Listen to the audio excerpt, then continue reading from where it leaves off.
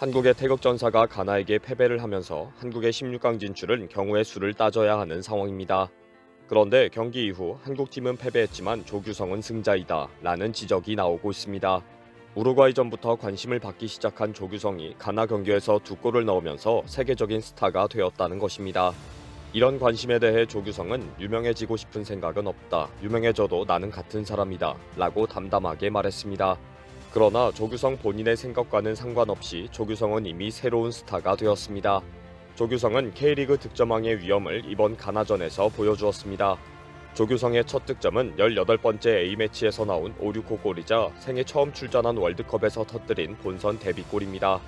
잇따라 넣은 두 번째 득점으로 한국 선수로는 최초로 월드컵 한 경기에서 멀티골을 기록한 주인공으로 이름을 올렸습니다. 파울루 벤투 축구대표팀 감독은 2021년 9월 레바논과의 카타르 월드컵 최종 예선에서 조규성을 처음으로 출전시킨 것을 시작으로 꾸준히 그를 대표팀에 발탁해왔습니다. 그러나 사실 주전보다는 백업 자원에 가까웠습니다.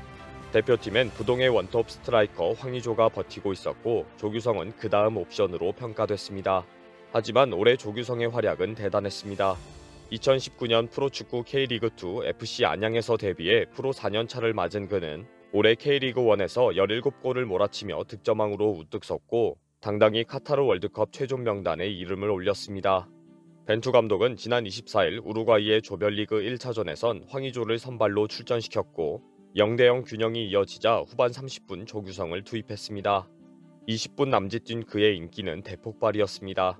가나전을 마친 후에 현재 많은 해외 언론은 조규성의 2골 헤딩 득점과 팔로워 폭발 등을 소개하고 있습니다. 폭스스포츠는 3분 만에 2골을 헤딩으로 넣은 조규성이라고 소개했습니다. 한국의 골잡이 조규성은 누구인가? 라는 제목의 기사들도 쏟아지고 있습니다. 조규성이 한국 2부 리그 FC 안양에서 축구를 본격적으로 시작했고 많은 득점으로 팀을 시즌 최종 우승으로 이끌었다고 소개합니다. 그리고 전북 현대로 이적했고 2022년 K리그 득점왕이 되면서 팀을 리그 우승으로 이끈 스트라이커라고 소개합니다. 많은 축구팬들은 조규성에 대한 영상물에서 그가 98년생이라는 사실이 믿기지 않는다. 그는 세계적인 스타가 될 것이다. 라는 댓글이 쏟아지고 있습니다.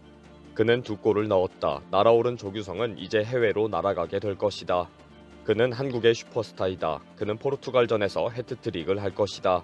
우루과이전을 지켜본 라틴 아메리카 축구 팬들이 조규성에 대해 궁금해했습니다. 조규성은 우루과이전에서 선발 등판하지 않고 후반 몇 분만 뛰었기 때문에 자신의 축구 실력을 보여주지는 못했습니다. 그러나 교체되는 순간부터 몇 분간 뛰는 모습과 얼굴을 보고 관심이 폭발한 것입니다. 그렇게 남미 지역의 여성 축구 팬들이 코리안 나인이라고 검색하기 시작하면서 조규성에 대해 알아보고 있습니다. 해외 언론에서는 조규성의 인기 폭발에 대해 많은 축구 팬들은 토트넘의 스타 스트라이커 손흥민과 동일시하고 있다고 보도하고 있습니다. 아르헨티나 등 남미 언론에서는 조규성의 인기에 대해 잠재적인 K-팝 및 K-드라마 스타라고 보도했습니다. 조규성에 대한 폭발적 인기를 2012년 강남스타일의 싸이와 방탄소년단과 비교하기도 합니다. 또 조규성은 인스타 팔로워 폭발로도 화제가 되고 있습니다. 조규성은 우루과이전에 데뷔하자마자 25만 명으로 뛰었고 시간이 지나면서 그 수는 몇 배로 늘어났고 지금은 인스타 팔로워가 120만 명을 넘어섰습니다. 조규성은 우루과이전 출전 이후 갑자기 팔로워가 늘어나고 댓글이 달리면서 핸드폰의 알림을 삭제했다고 밝혔습니다. 조규성의 인기 폭발은 한국에서 카카오톡이 갑자기 먹통이 되는 사태가 발생하기도 했습니다. 1차전 당시 2만 명이었던 인스타그램 팔로워 수는 하루 만에 24만 명을 돌파했고 2차전에서 멀티콜을 터뜨렸을 때는 83만 명이었고 경기 종료 후인 29일 0시 17분에 100만 명을 넘어섰습니다. 조규성이 동점골을 넣은 순간에는 카카오톡 메시지 전송이 멈추기도 했습니다. 우루과이전 이후 이런 인기에 대해 기자들이 질문을 했는데 조규성은 그렇게 중요하지 않다. 우루과이를 반드시 잡았어야 했다. 라고 경기에 대한 아쉬움을 말했습니다.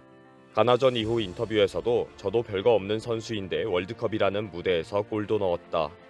보잘것없는 선수였는데 골을 넣어서 믿기지도 않는다며 끝까지 나 자신을 믿고 꿈을 위해 쫓아가면 이런 무대에서도 골을 넣을 수 있는 것 같다고 말했습니다. 그러면서 초반에 너무 빨리 실점을 해서 쉽지 않은 경기가 되었다. 포기하지 않고 열심히 했는데 마지막에 다시 실점을 했다. 아직 한 경기 남았다. 마지막까지 포기하지 않고 열심히 하겠다고 말했습니다. 현재 조규성 팬클럽과 팔로워가 늘어나면서 조규성에 대한 영상도 계속 올라오고 있습니다. 인스타에는 조규성을 향한 애정의 글들이 계속 쏟아지고 있습니다. 한국 팬들이 오빠 사랑해요, 오빠 개 잘생겼어요, 잘생겼는데 골까지 넣으면 나보고 어쩌라고 라고 적고 하트를 날리는 등 재미있는 글들도 많습니다. 또 해외 팬들의 고백도 정말 절절합니다. 우리 사우디 대표팀이 당신과 경기하지 않아서 다행이다. 당신에게 패배를 안겨준 가나를 신께서 용서하기를 바란다. 한국의 16강 진출 여부 못지않게 조규성의 활약을 기다리는 팬들이 많습니다.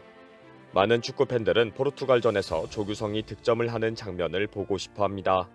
이제는 조규성을 보기 위해 한국과 포르투갈의 경기를 기다리는 팬들이 많아졌습니다. 만약에 벤투 감독이 조규성을 벤치에 앉힌다면 팬들의 분노가 폭발할 상황입니다. 이제는 조규성의 해트트릭을 보고 싶다고 응원하고 있습니다. 우루과이는 이미 패배 분위기로 팀이 무너지기 시작하고 있고 포르투갈은 2승으로 16강을 확보한 상태입니다. 가나와 1차전에서 이긴 포르투갈은 2연승으로 최소 조 2위를 확보, H조에서 가장 먼저 16강 진출을 확정했습니다. 2위 가나, 3위 한국, 4위 우루과이가 마지막 한 장 남은 16강행 티켓을 두고 경쟁하는 구도가 형성된 것입니다. 16강 진출 시나리오의 가장 큰 전제는 한국이 포르투갈을 3차전에서 반드시 꺾어야 한다는 것입니다. 지거나 비기면 곧바로 탈락입니다. 그리고 우루과이가 가나를 한 골 차로 이기면 한국이 우루과이를 골득실로 이기고 16강을 갑니다. 만약에 우루과이가 가나와 비긴다면 가나와 한국이 골득실 차를 따져야 합니다. 이 경우 가나가 골득실에서 앞서기 때문에 16강을 올라갈 수가 없습니다. 우루과이가 포르투갈에게 0대2로 패배를 하면서 우루과이가 16강 진출을 장담할 수 없게 되었다 라는 보도가 나오기 시작했습니다. 마지막 경기 결과를 지켜봐야 하는 처지가 되었다는 것입니다. 특히 에딘손 카바니가 인터뷰에서 알론소 감독을 비난하는 발언을 한 것도 화제가 되고 있습니다. 기자가 우루과이가 이길 방법을 찾지 못한 이유에 대해서 묻자 감독을 가리키며 알론소에게 물어봐라. 그의 작전과 전술을 들어봐야 할 것이다 라고 말했습니다. 그리고 이미 16강 진출을 확정한 포르투갈이 벤투호와 3차전에서 전력을 다할 필요성이 크게 줄어들었지만 힘을 빼고 벤투호를 상대할 것이라고 확신하기 어려운 상황입니다. H조 2위로 16강에 가면 현재 G조 1위인 브라질이라는 부담스러운 상대를 만날 수 있어 포르투갈로서는 조 1위 사수를 지상 과제로 삼을 수밖에 없기 때문입니다. 또 포르투갈이 3차전에서 벤치 멤버를 내보낸다고 해도 벤투호의 승리가 수월할지 장담하기 어렵습니다.